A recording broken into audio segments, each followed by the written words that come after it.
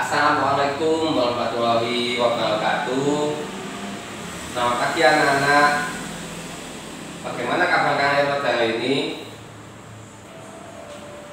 Baik, alhamdulillah kita diberikan kesempatan pada hari ini sehingga kita bisa bertemu bersama-sama pada pelajaran sosiologi.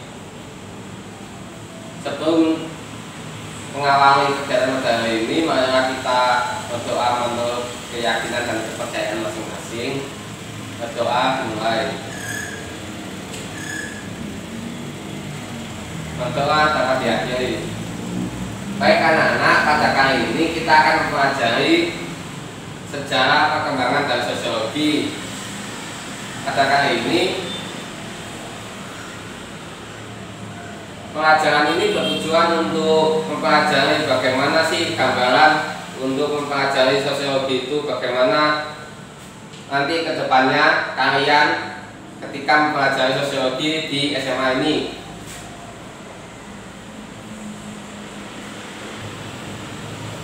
Seperti pepatah ya, tak kenal maka tak sayang. Makanya pelajaran sosiologi pada materi sejarah dan perkembangan sosiologi ini untuk mengenalkan pada kalian supaya kalian tahu gambaran terkait adanya pelajaran sosiologi dan fungsinya nanti.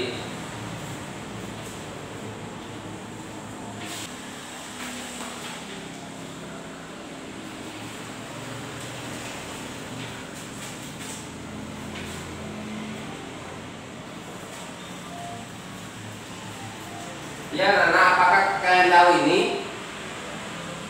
Ini adalah mesin uap ya. Wah, ini sosiologi kok ada mesin uap? Kenapa hubungannya ya? Pada abad ke-18 itu sebenarnya gini, mesin uap ini ditemukan oleh James Watt. Nah, mesin uap menjadi suatu inovasi terhadap pada dunia industri. Nah, mesin uap ini menjadi teknologi yang mempermudahkan manusia sehingga pada saat itu terjadilah suatu perubahan sosial masyarakat yang kita biasa disebut sebagai revolusi industri. Nah, revolusi industri ini ternyata mengakibatkan suatu gejolak pada masyarakat, terjadinya ketimpangan antara kaum si miskin dengan si kaya. Nah, pada saat itu ada seorang tokoh filsuf namanya Auguste Comte. Ya, ini namanya Auguste Comte. Auguste Comte ini dalam pemikirannya dituangkan pada bukunya yaitu Fisika Sosial. Dia memahami masyarakat ini kok kasihan gitu. Maka dia menulis ide-idenya pada karyanya yaitu Fisika Sosial.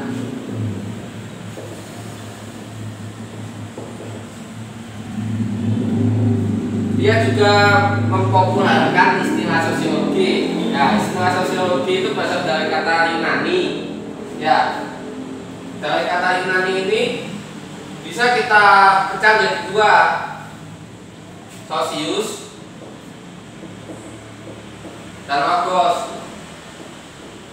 Kalau sosius itu dalam artian kalau bahasa Indonesia itu berinteraksi ataupun juga bisa diartikan sebagai berkawan. Sedangkan logos itu artinya adalah ilmu atau berbicara. Jadi kalau kita menggabungkan ini ya, sosius dan logos itu adalah sebuah ilmu yang mempelajari adanya interaksi manusia. Ya anak-anak, pada dunia akademisi Auguste Comte ini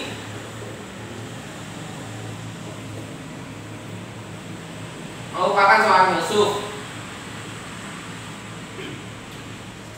Auguste Comte ini merupakan seorang filsuf yang menggunakan sebuah metodologi dan kaidah-kaidah ilmu alam untuk digunakan pada ilmu sosial. Nah, itu biasa oleh para akademisi secara filsafat disebut sebagai aliran positivisme.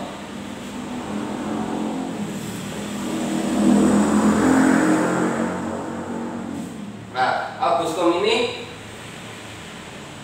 melahirkan suatu filsafat positivisme yang kemudian menjadikan pijakan dalam mempelajari ilmu sosiologi.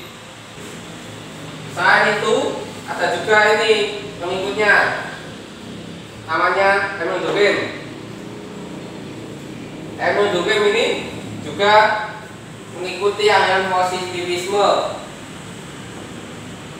Beberapa konsep yang terkenal adalah fakta sosial, di mana fakta sosial itu merupakan suatu adanya institusi sosial di masyarakat yang bersifat memaksa pada diri manusia atau diri individu ya. Berikutnya ada Karl Marx dan Max Weber. Karl Marx merupakan seorang dari Jerman ya. Beberapa konsep yang terkenal itu adalah pembagian kelas antara kelas bourgeois dan kelas proletar. Kelas bourgeois itu merupakan kelas yang menguasai faktor-faktor produksi, sedangkan kelas proletar itu biasa diisi oleh kelas buruh, di mana kelas-kelas ini tidak mempunyai faktor-faktor produksi. Nah, berikutnya ini adalah Max Weber. Max Weber ini merupakan seorang kebangsawanan dari Jerman juga. Dia berkebangsaan Jerman sama dengan Karl Marx. Ya, salah satu dari konsepnya adalah teori tindakan sosial, di mana teori tindakan sosial ini ada 4. Yang pertama ada teori tindakan tradisional, teori tindakan afektif, teori tindakan instrumen rasionalis,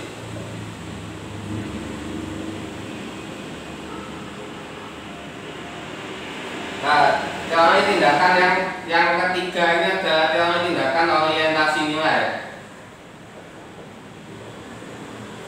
Ya, apa membedakannya? Ya, kalau teori tindakan tradisional adalah tindakan yang merupakan dilatar belakangi oleh suatu adat atau kebiasaan.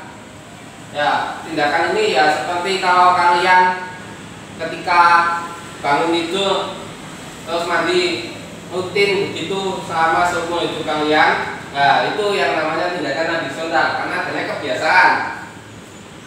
Sedangkan kalau dalam tindakan afektif itu merupakan tindakan yang berdasarkan atas perasaan. Ya, kalau ketika kalian ada saudaranya ulang tahun, kalian memberikan hadiah karena merasa untuk memberikan kejutan. Nah, itu merupakan sebuah tindakan afektif. Terus kalau tindakan yang berorientasi nilai itu bahwasanya di dalam tindakan tersebut itu ada keyakinan terkait dengan kebenaran. Nah, ketika kalian misalnya ke masjid terus ada infak ya, itu kalian masukkan uang ke infak. Nah, itu karena kalian berkeyakinan bahwasanya tindakan kalian itu adalah benar dan baik gitu. Nah, berikutnya yang terakhir adalah tindakan instrumen nasional. Nah, tindakan instrumen nasional ini merupakan tindakan yang berorientasi berdasarkan tujuan, karena dia berasal dari adanya pikiran-pikiran. Oh, ketika kalian melakukan tindakan terus berpikir, aku melakukan tindakan ini supaya begini, nah, karena ada tujuan di dalam pikiran Anda. Nah, ini seperti kalau kalian misalnya membeli suatu barang karena kalian membutuhkan. Jangan-jangan ke pasar kalian membeli semangka, wah semangkanya sangat segar, Nah, ini cocok untuk berbuka. Sedangkan di rumah tidak ada hal-hal yang makanan-makanan yang bisa untuk berbuka. Makanya ayahlah pergi ke pasar untuk membeli semangka. Tindakan ini merupakan tindakan aksentual instrumental. Nah, pada sosiologi itu apa sih objek kajiannya? Ya, sosiologi itu merupakan kajian, objek kajiannya itu adalah manusia. Oleh Auguste Comte sebagai bapak sosiologi dunia, dia mengkaji manusia. Ya, dia mengkaji tapi yang dikaji apa dari manusia itu? Tuh, ada yang tahu? Kalau di dalam psikologi yang dikaji adalah kejiwaannya, tapi kalau di sosiologi yang dikaji adalah interaksinya. Jadi kalau pada strukturnya manusia itu adalah masyarakat.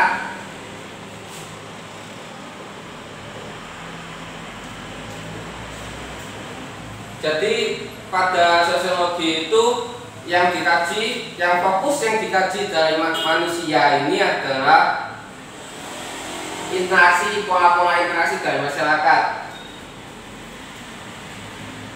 Nah, bisa kalian nanti kalau mendefinisikan terkait apa itu sosiologi. Sosiologi adalah ilmu yang mempelajari terkait interaksi, pola-pola interaksi sosial masyarakat.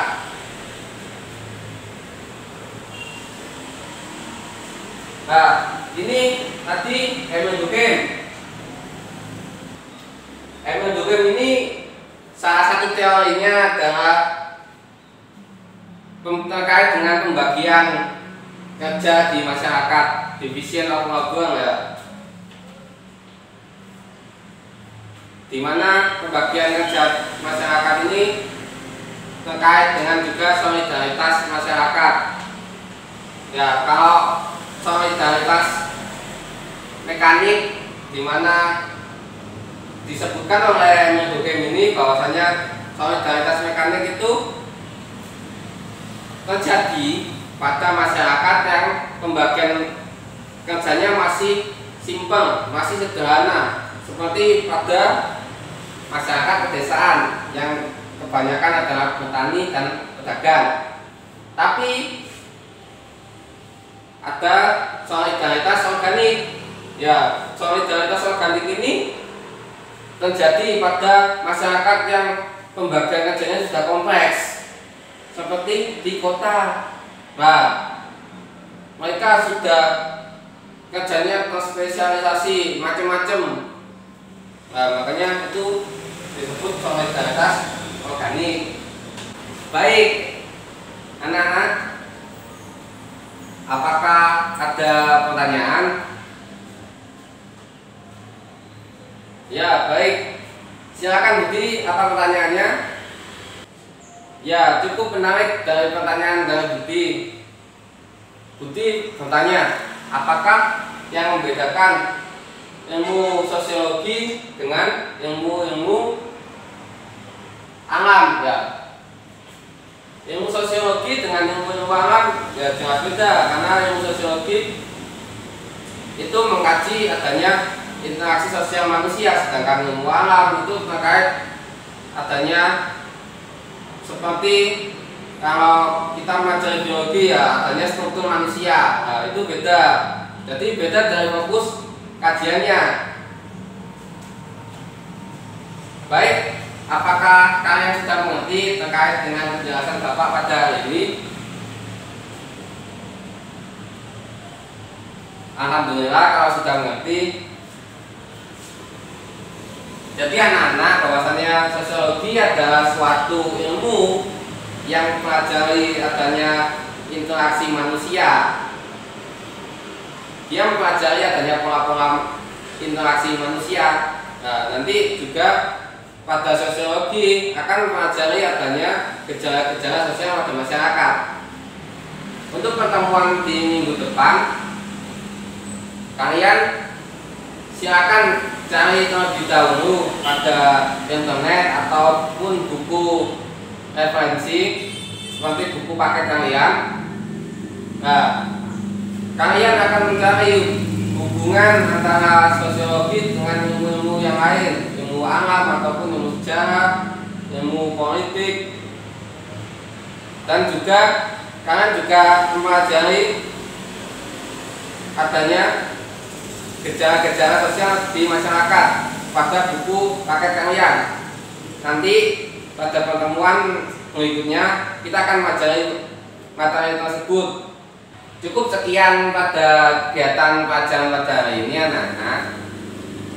Mudah-mudahan apa yang saya sampaikan pada kesempatan kali ini bisa bermanfaat untuk kalian. Nanti ini menjadi bekal kalian untuk mempelajari sosiologi pada pertemuan-pertemuan berikutnya. Cukup sekian. Wabillahi taufiq wal hidayah. Ihdinas siratal mustaqim. Wassalamualaikum warahmatullahi wabarakatuh. Sampai jumpa di pertemuan berikutnya.